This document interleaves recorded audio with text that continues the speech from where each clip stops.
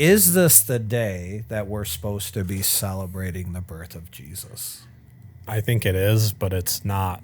It's the day we are supposed to, but it's not his actual birthday. Oh, that's interesting. It's the day we're supposed to, but it's the day not.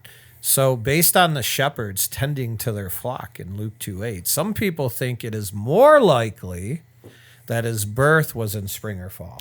Yeah, and I think there's something about when the census happened and they mentioned who the governor of Syria was.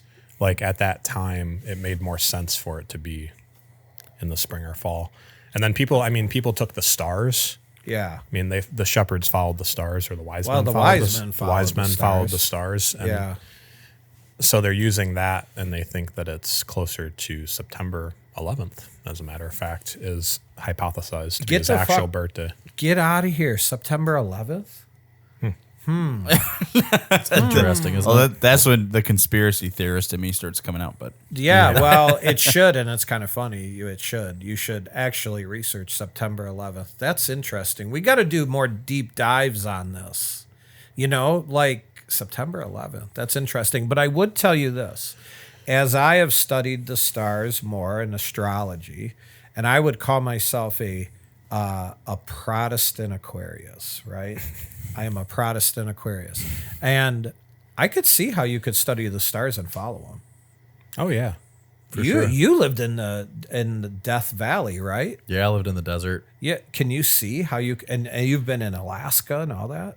Oh, yeah. I mean, I was in Alaska in the summer, so I didn't really see any stars because it was, it's the land of the midnight sun there. Oh, you were there then. However, Death Valley is one of the darkest places on Earth, so I saw the most stars I'd ever seen in my life there. And It's so cool seeing It stars. is. So in I the see middle how of you nowhere. can follow them. Why? Especially back then. I mean, think about, they're in the desert back then. No So light pollution. I mean, there was no light pollution to begin with, really. I mean, way, way, way less than there is nowadays. So Pure. it was much more pure. So I could definitely see how the stars could be more of a guide and how you could follow them. Yeah. Especially back then. Yeah. So why was the 25th chosen then?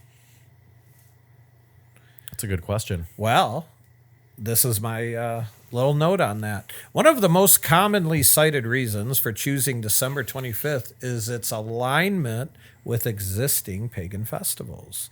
The Roman festival of, what is that? Saturnalia. I I believe that's how you say it. Saturday. Saturn. The god of Saturn. Celebration of Saturn. A time of festing and gift giving in the honor of the good Saturn took place in mid-December. So it looks like they're mixing other things, Pat.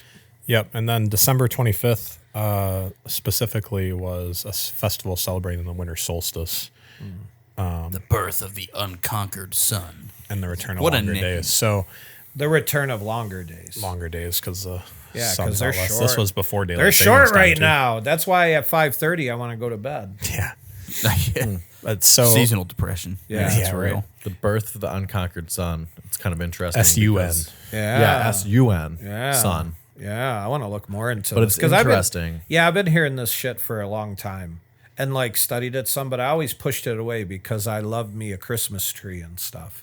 But then you go along with it and the Christmas tree's pagan? The hell is that? So is a Christmas tree actually celebrating paganism? Tree worship. In a lot of pagans, they worship owls, they worship trees, they worship different things. You know what I mean? And it's for me, it was just a pretty tree with lights on it. yeah, Yeah. that's what I get out of Makes it. me You happy. decorate it, and I put pictures of the family. I have things, Pat, that you made an ornament when you were 3 years old, and I Yeah. put it up, and I remember my little boy. Yeah. It's more of a collector of memorabilia, and it's Yeah. very peaceful to have in your house, I think, especially during the holidays. Yeah. Honestly, I think it was a strong strategic move of the early Christians because they basically infiltrated these pagan celebrations to weave themselves into it. Something Yeah. that's interesting, and I just want to say this because a lot of people right now, as they listen to this, they're going to say Christmas has pagan roots. They're like, it's rooted in paganism. Your parents are rooted in paganism. your family trees, like people are pagans. Does that mean that like you can't be a Christian? Right. It's like you're following that same Yeah, line of thought. Yeah, and here I was taught that paganism infiltrated Christmas, but what you're saying here is that Christmas I think it's the other way around. infiltrated 100% paganism. the other way around. Dude, Yes. you guys, you gotta get this out. Well, Like this is not talked about. Come on, pastors, let's go. I know. I mean, it's easier to make disciples if you're like, hey, you guys can still celebrate during this time, but let's celebrate Jesus instead. Follow